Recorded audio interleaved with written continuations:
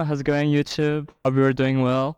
It's the new year. Can't believe I already finished my first semester at Seoul National University. Wow, so what do I take away from it?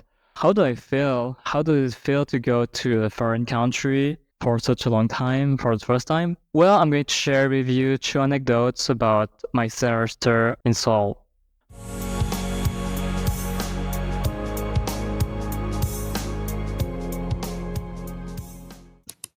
First, group projects.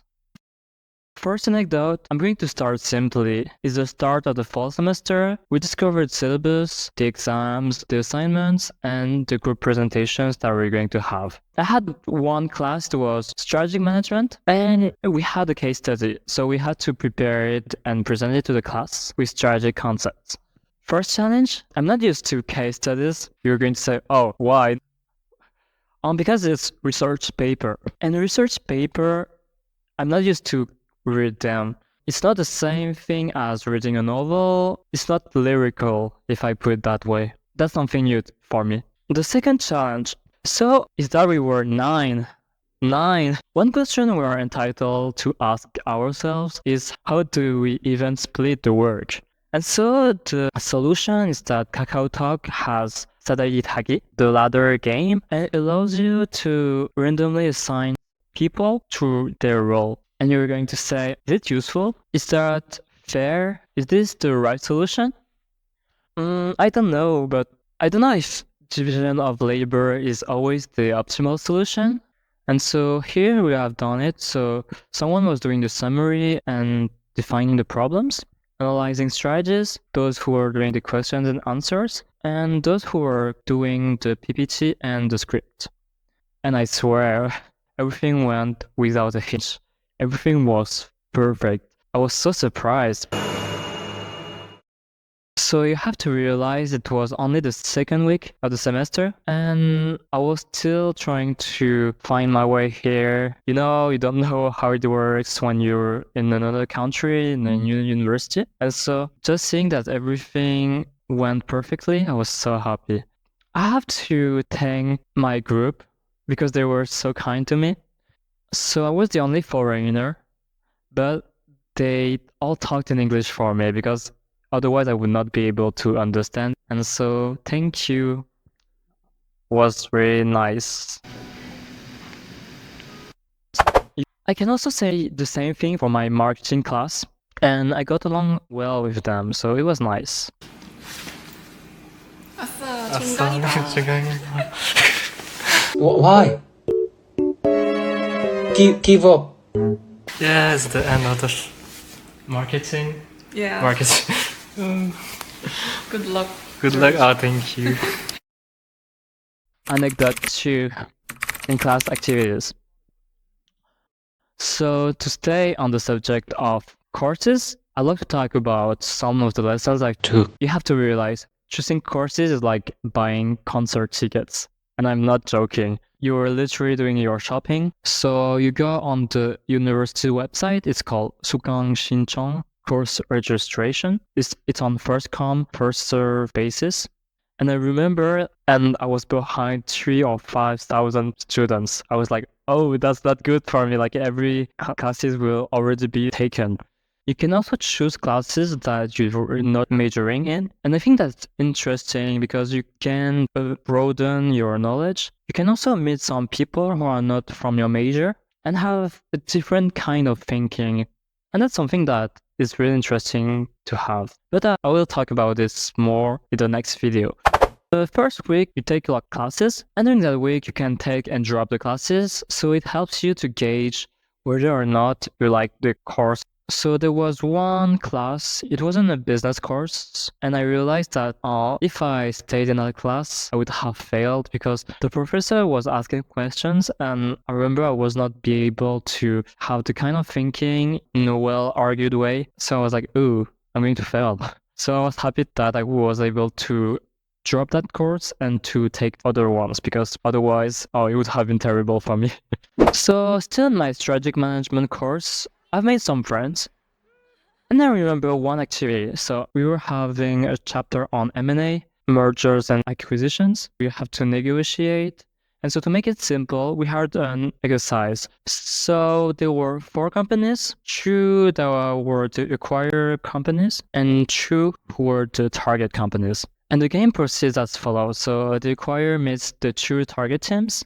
The target companies can only sign a deal with one acquire. So there's the pressure that if you don't strike a deal, then you cannot have any deals because you're not interested in the other team. So the game begins, and except that my team, we took too much time to read the documents that we have. So on the documents, you have the valuation of your company, how much is it worth on the market. When it started, we had to negotiate with the other team, the first team. And the thing is that we didn't really plan of what we were going to ask. So negotiating with a half-baked plan is not the easiest thing in the world. And so our price that we offered was too low compared to what they were asking. I remember for me, it was maybe the best deal that we could have because the other team was not that profitable. This one was the more profitable.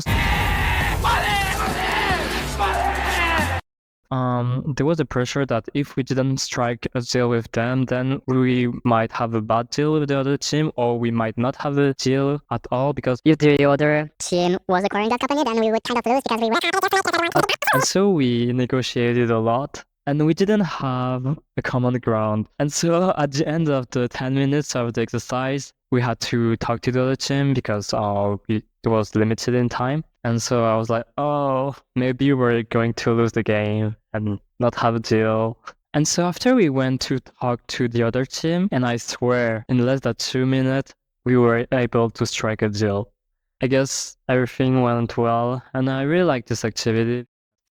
Still on the subject of classes, I have a course called Korean Language and Culture, which was great. It talked about history, customs, myths, and Confucianism. It was very digestible, really concise. If you go to Korea, it would be nice to take that class, so I really recommend it. There was also cultural activities, so we went to Gwanaksan to do hiking. So Gwanaksan is the mountain near our campus. He was also telling us some funny stories that he had when he was a student at SNU. So he was the only American in his major. And he also translated some books. So there was one book by Kim Yong-ha.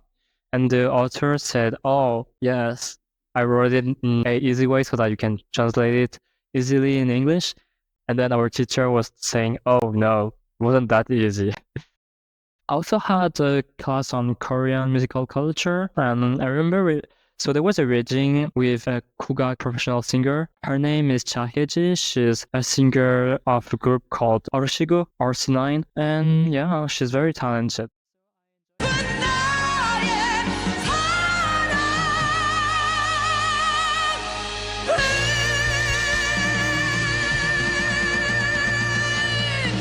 And one thing I remember is that she talked about the process of creative thinking, things like this, how to get funds by the government to fund a project. So she was doing a project with a play called The Tale of Lady Sugyeong. So she had to create a text based on this play. And so it's a story about Son-gun, who is too perfect, and his parents struggled to find a way for him. So one day he has a dream, the fairy Sugyeong appears, and she tells him that in reality, he's a spirit, but has been punished, and so he has been reborn as a human. But in 3 years, they will be able to see each other. However, Son-gun falls in love with her, but he doesn't want to wait 3 years. So the fairy tells him to take a concubine. So the concubine, her name is Mewol. It means plum blossom flower, and moon. It shows the strong will of a flower that can bloom in difficult situations. Also in the play, it refers to a woman who used techniques to receive love. And so Sugyeong ended up seeing each other even though the 3 years had not passed. And Mewol, she surprised them as she sees the fairy's shade.